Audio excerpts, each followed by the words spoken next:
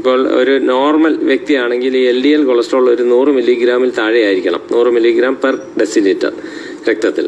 ഇപ്പോൾ ഒരു ഹൃദ്രോഗിയോ അല്ലെ ആൾറെഡി ഹാർട്ട് അറ്റാക്ക് അങ്ങനെയൊക്കെ വന്നവരാണെങ്കിൽ അത് ഇതിലും താഴെയായിരിക്കണം, ഒരു 70 മില്ലിഗ്രാമിലൊക്കെ താഴെയായിരിക്കണം. എറണാകുളം റിനൈ മെഡിസിറ്റിയിലെ ഇന്റർവെൻഷണൽ കാർഡിയോളജി വിഭാഗം തലവൻ ഡോക്ടർ വിനോദ് തോമസ്. ശാസ്ത്രീയമായിട്ട് മരുന്ന് കഴിക്കുന്നതിലും ഒരു തെറ്റായ ഒരു രീതിയല്ലേ? തീർച്ചയായും. പണ്ടുകാലം പോലെയല്ല ഹൃദ്രോഗം. നമുക്ക് ഇപ്പം ഈവൻ ചില ക്യാൻസറുകൾ എടുത്ത് പല ക്യാൻസറുകളുടെ കാരണം നമുക്ക് അറിയില്ല. ഇപ്പോൾ ഒരു ചില ബ്രെയിൻ ഡിസീസസ്, ഡിമെൻഷ്യ, നമുക്ക് അതിന്റെ കാരണം അറിയില്ല. കാരണം അറിയാത്തിടത്തോളം നമുക്ക് അതിനെ ചികിത്സിക്കാൻ ബുദ്ധിമുട്ടാണ്.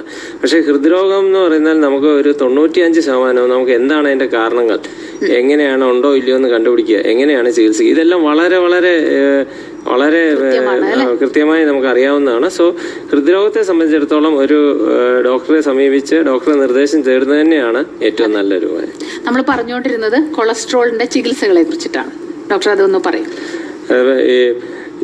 നമ്മൾ പറഞ്ഞ പോലെ ഹൃദ്രോഗം ഉണ്ടാക്കാൻ ഉള്ള പല ഫാക്ടേഴ്സിൽ ഏറ്റവും പ്രധാനപ്പെട്ട ഒന്നാണ് LDL കൊളസ്ട്രോളിന്റെ അളവ്. അത് പല പല കാർഡിയോളജി മെഡിസിൻ സംഘടനകൾ അതിന് ഒരു ലിമിറ്റ് കൊടുത്തിട്ടുണ്ട്. ഇപ്പോൾ ഒരു നോർമൽ വ്യക്തിയാണെങ്കിൽ ഈ LDL കൊളസ്ട്രോൾ ഒരു 100 മില്ലിഗ്രാമിൽ താഴെ ആയിരിക്കണം, 100 മില്ലിഗ്രാം പെർ ഡെസിലിറ്റർ രക്തത്തിൽ. ഇപ്പോൾ ഒരു ഹൃദ്രോഗിയോ അല്ലെ ആൾറെഡി ഹാർട്ട് അറ്റാക്ക് അങ്ങനെയൊക്കെ വന്നവരാണെങ്കിൽ അത് ഇതിലും താഴെയായിരിക്കണം, ഒരു 70 മില്ലിഗ്രാമിലൊക്കെ താഴെയായിരിക്കണം.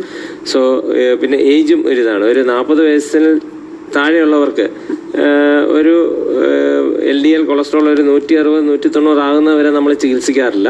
പക്ഷെ ഒരു 40 വയസ്സിന് മുകളിലുള്ളവർക്ക് അല്ലെങ്കിൽ ഡയബറ്റിക് ആൾക്കാർക്ക് ഒരു 100 മില്ലിഗ്രാമിൽ കൂടുതൽ ആയാൽ തന്നെ നമ്മൾ മരുന്നുകൊണ്ടുള്ള ചികിത്സ തുടങ്ങണമെന്നാണ്.